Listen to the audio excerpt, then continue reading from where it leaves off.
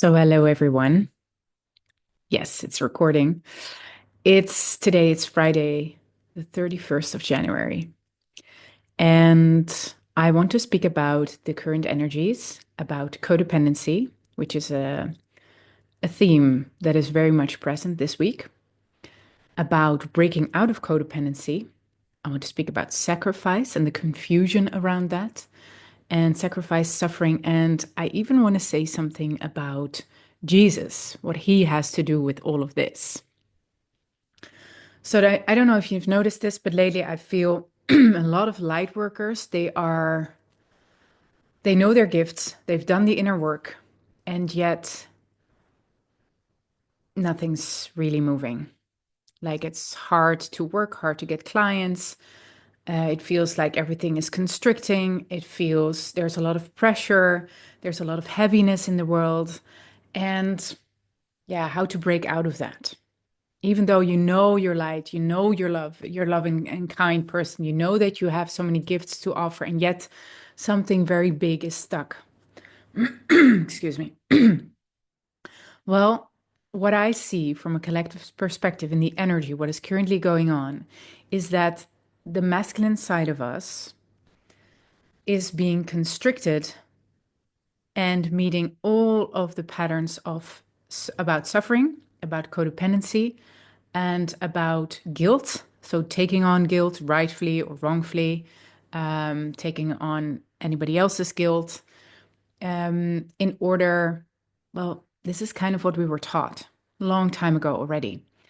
So to take on something that is not yours in order to keep the peace, or in order to keep the relationship, or in order to be um, accepted and loved, well, that is codependency. And so you are willing to give up something of yours. You are willing to pay the price in order to have a relationship, in order to get what you need, which is love and attention.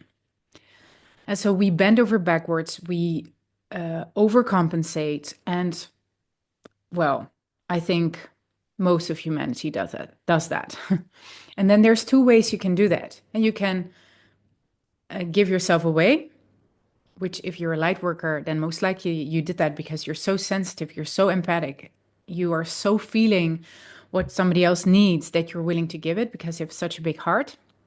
And then there's the other side of the coin, which is people who just work really hard, really a lot of hours. They grind, and they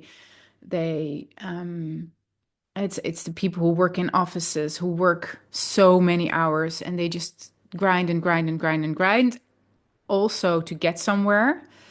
And they also paying a price, and at some point they reach the level where they can use the position to fill themselves, but it's kind of more like an inflated status. So that so many, not all, but many people who are in that world, they're inflated, and they're look at me, and they're coming from that angle.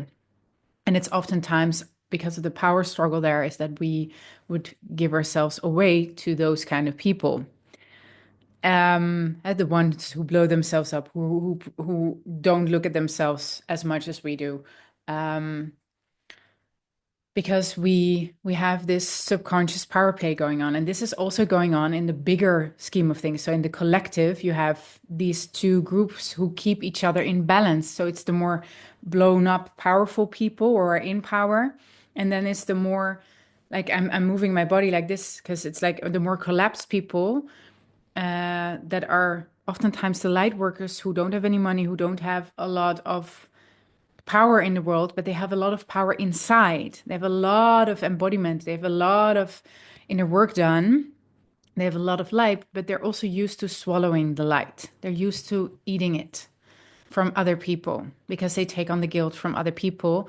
Because in that way, it makes it easier to well, to have a relationship with these people, to get something from them, to even be and exist in this world.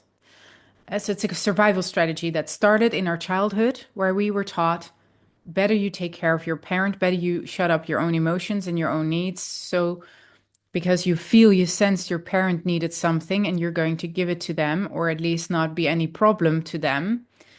And therefore you sucked it up, swallowed it whole, and then it cost you. It costs you a lot. And so this is the core origin of codependency. You were taught, unless you become submissive yourself, unless you push your emotions down and your own needs down, then if you don't do that, then you're not going to be safe because your parents are going to hit you or ignore you or scold you or think you're not good enough, all these things.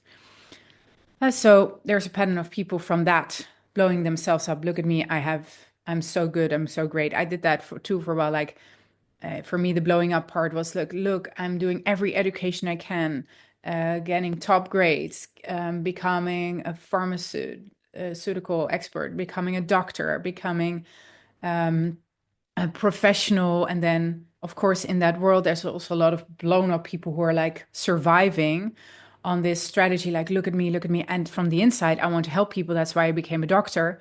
But also, I'm here to prove myself, because if I'm not proving myself, I'm not worthy. Of course, that collapsed at some point, and for a lot of people, that still does. And if you're a light worker, if you're a therapist, if you're a coach or any kind, it probably already collapsed for you as well, like it did for me like 15 years ago. And you're now then on the other end of the spectrum. You've healed, you've done your inner work, and then now we're at this crossroads, at this precipice of deep, deep, deep, deep, deep shadow time. And it's bringing us to the root cause of this codependency. So, not just in your life, but as a collective, as a whole. And what I see here is that somehow it's related to the crucifixion of Jesus Christ, where the codependency that was already back then alive in society. There were the same patterns back then already, but it became really clear through the expression of Jesus Christ on a cross and his life. So he basically had a very enlightened presence in the world. He brought so many beautiful healing teachings, consciousness, immense. And then he was crucified. So even though he was the brightest light, he was crucified and he had to suffer. And it is said, right, that he suffered for all of us. And I feel that is something that we've really, with the church, or that we really were taught to misunderstand, because he did not get on the cross because we were all at guilt or all sinners. He did not get crucified because we are sinful. No, he made a sacrifice to pay off a debt, or pay for all of the other people who are actually in the same position as he is. Let me explain this a little bit further, because I imagine this is vague. When you're codependent, you're also very sensitive. You feel everything. You feel everyone, because you need to have that information in order to know what somebody else needs. You feel it, you know what they're thinking, you know what they need. And because you are so sensitive, so to such extremes, it's also the reason why you can give it to very specific measurements. This makes you a really good therapist. This makes you a really good coach if you've done your inner work. And that makes sense. It makes you a really good healer, because you've learned to use that information, that sensitivity. So all the information that's coming in, you use it, you cleaned off your own mess around it, your own wounding, your own conditioning, you clean it off. And then you,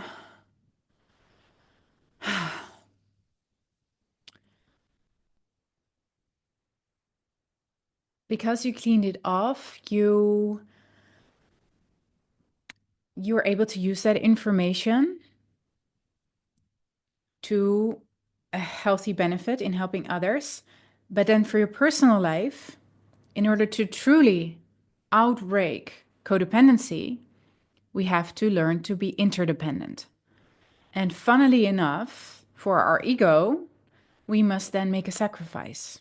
And the sacrifice often looks like this. So it means you're willing to give up the thing you want most or the thing you hold dearest. And as soon as you do that, as soon as you make that sacrifice, then you get it. Then you don't have to lose it. So I'm going to give you two examples. One, when my son, I was in a court case for many years, many court situations with my ex-husband. We were not married, but we have a child. So my ex-partner, and he was always after custody of my child. And when he didn't manage to get it through court, he tried through child protection services, tried to coerce me through them to give up my motherhood and get my son out of my life. And so you can imagine what kind of horrific slander he would put on me in order and towards these organizations. So really talking bad about me, slandering me. I don't know the English words, but he put me down so bad that I had to really fight really hard for these institutions to see that I'm a really good mom.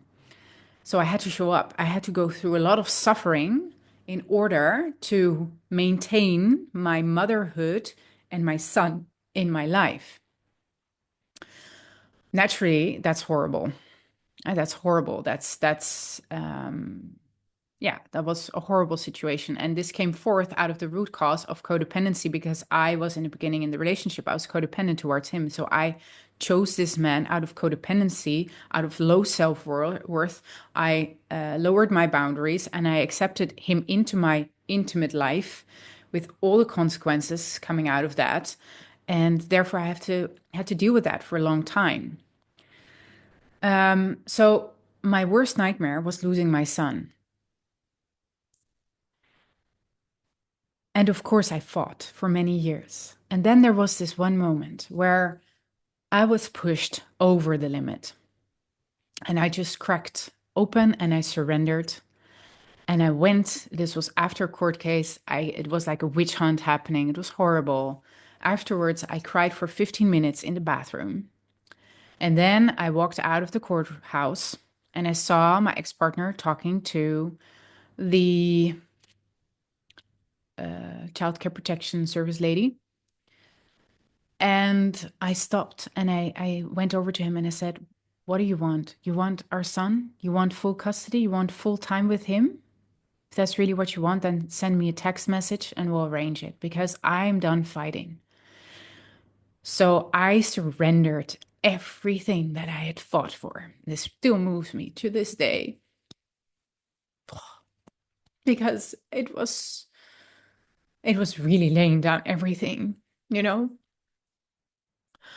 And this is what Jesus Christ did when he went on the cross. He surrendered everything, he surrendered his life. And what happens, because that's, yeah, so what happens after you surrender is it doesn't happen. So the worst case scenario doesn't happen. So I didn't lose my son. On the contrary, it was broken open. It was open. Everything was open, I mean, healed. It was clean. And all of a sudden, the threat was gone because this was the thing he was always fighting about. And I gave it to him. And then all of a sudden, that brought it forward to him like, oh, but what is it then actually about? Is that the right thing for my son? And there was no strength, no weight in his actions anymore because I took it away completely. And that is exactly the sacrifice. What sacrifice does, it's liberating you from codependency, from all these entanglements, from all these, and you resurrect, just like Jesus Christ. I resurrected, and I've been a mother to my son ever since, and still, and I never lost my son, and all the threats are gone because they don't have, yeah, he can try and he tried again, but it doesn't work anymore. And that is the same with Jesus Christ. He was willing to sacrifice his own life because he believed so much in what he did. And the funny thing is, then when you surrender, you don't have to give it up anymore. Or, yeah, you have to, it's just yours. So his life came back. That makes perfect sense to me. That how he, when you sacrifice something, it will be given back to you because you let it all go and then it's given. That's the funny paradox of life. And that's what we are continuously learning as we let go of control because we're so addicted to control, which I understand because control gives us security. It's a false sense of security because we're human beings and we're vulnerable. And if we learn to be vulnerable and to be okay with that, then it's going to be amazing. Then there's so many gifts for us waiting.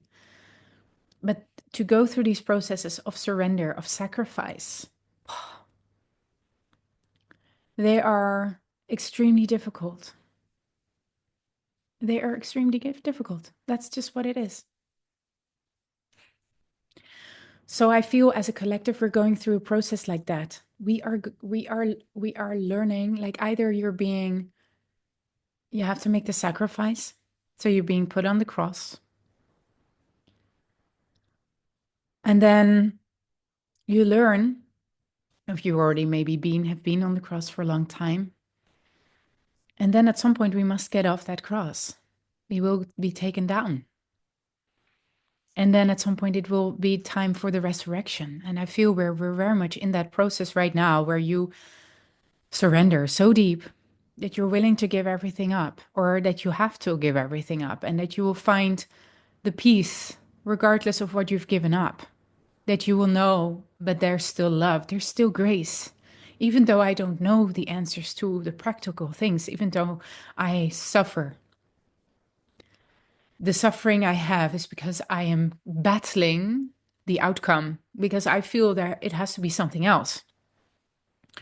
I have this goal, I have this business goal, I have this desire in life, I have this image of life, but then life comes and something else happens. And this brings us actually to a deeper grace and a deeper love and a deeper intimacy with each other that we're so craving, but we're holding off because we're still being big and tall and independent.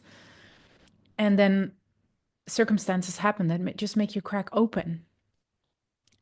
Just the wildfires in LA is one example, but there's so many, the wars, but there's so many also personal levels what people are going through right now, how they're being challenged, and you're being challenged to the core of your existence in order to surrender and let God, and to figure out that when you sacrifice everything, that you will resurrect and eventually ascend as well. You will ascend.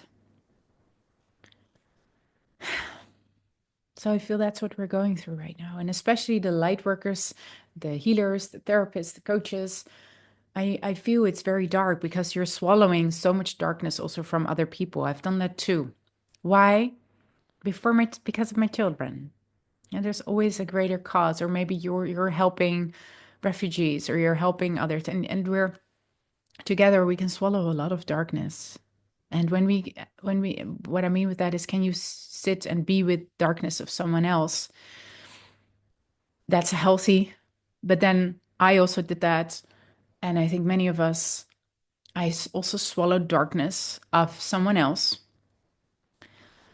that wasn't mine to swallow. But why did I do that? Because of my son. And it was a soul contract. And it felt like if I don't do that, then my son, he was already suffering from that darkness from his father. So I kind of, this is what women do. We swallow the darkness and then we have to churn it and try and if you're a healer, you're watching this, your man, this could also be very much the case for you that you do the same, but we swallow this darkness and we eat it and it costs us. So that makes us, this is hard work. So we're working, but we're not getting paid for this kind of work. Yeah, so we're protecting our children, we're helping them, healing generational patterns, to a very deep extent. And it's a huge sacrifice that we make. And it's beautiful and good. And it is time for everybody to swallow their own darkness. And it's time for us, light workers, to let them. This means that we have to allow them to do that. And this may be the most uncomfortable thing you do because you are taught to swallow other people's darkness, to take on guilt, to be codependent and take on what's not yours. And this goes through many layers and depths. So we must learn how to allow someone else to have their pain, to have their constriction, to have their difficulties so they can learn. But of course, if we give it back, if you put a boundary, then what happens is those people don't like it when we do that. So they get angry or they pressurize us, they push us, they try to coerce us. That's what's happening, right? So will you break under that pressure or will you keep prevailing in your, no, this is not mine. I'm not going to take it on. This is yours. You have to deal with that.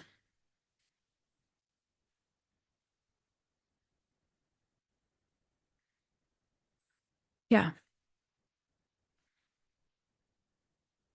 And that is difficult because it's easier to take on guilt. It's easier to swallow that and just and so he doesn't get angry anymore. But he will because nothing's solved. So life's a paradox. You've you've done the work, you've been on the cross, you've let go and resurrected. It's time for other people to have this process. And it's time for you to believe in that you may have a really good life, that you may have a really beautiful, easy, supported life where there is no suffering anymore because, yes, Jesus Christ made a sacrifice. And then the church and, well, everything, they made a story about it that suffering is great. Yeah. So we got confused. Maybe not all stories are like that, but I think a lot of humanity is confused with suffering being good, especially here in the Netherlands. Oh God, there's a lot of churches who really made a business out of this. And it's noticeable in the society and wounding of people and the lack that people feel. It's terrible. So suffering is glorified. But the point was, it was not about the suffering, it was about the sacrifice. And it was not the sacrifice for other people's sins. No, it was the sacrifice. He believed so much in what he did that he stopped fighting for what he did. He didn't need to fight. So he didn't give up. He gave in. He surrendered. And he sacrificed. And through that sacrifice, he showed us the greatest power, namely of his resurrection. Who knew, like, if that hadn't happened, how many stories of this would have been told? Like, the resurrection was a big deal about it, right? And the ascension, too. So we're all of us, the Christ consciously, the Christ consciousness naturally lives in us. And we're all, as a collective, going through that process now of, and maybe many times it's sacrificing, then resurrecting. How many times have you done that? I've done that many times. And I feel somehow this year, the ascension has to come. I don't know how. I don't know what that will look like. Maybe there's a resurrection first and then another crucifixion. I don't know. But it feels like for a lot of us who've done the inner work, the ascension is coming. And they always say, like, Christ will return or Christ's like a savior. But this, I feel this is happening inside of us. A lot of people agree with me. And I feel this is what it looks like. It's these themes. It's overcoming, breaking through codependency. It is learning about sacrifice and then resurrecting, but then also ascending. And I don't think we've ever ascended before as a collective. like that. I know I have, but maybe you have had experiences that are similar to that. I know last year I had an experience where I laid everything down and I felt my spirit ascending while my body was coming home to the earth. And shortly after that, I found my dream home, like my home. So I had this experience of ascension and incarnation at the same time, in the same hour. It was the most profound, one of the most profound experiences of my life. And then there's the earthly plane happening after and deepening. And I feel it could be very much true that this is happening again now on a very earthly plane, very physical plane. That we are more present in the earth. That's why so much stuff and shit is happening. It's so intense. And at the same time, through sacrifice, through surrender, we find grace and we ascend. And for that, we must let go of the people who still have to go through these processes that you've already been through. You have to let them in order to not fix it for them anymore, but to call the truth. This may be the most uncomfortable, out of your comfort zone thing you ever do, but it is necessary. So, I wish you so much grounding, love, support, and healing through this journey. And I also wish you power and breaking open and ascension for all of us. Until next time, bye.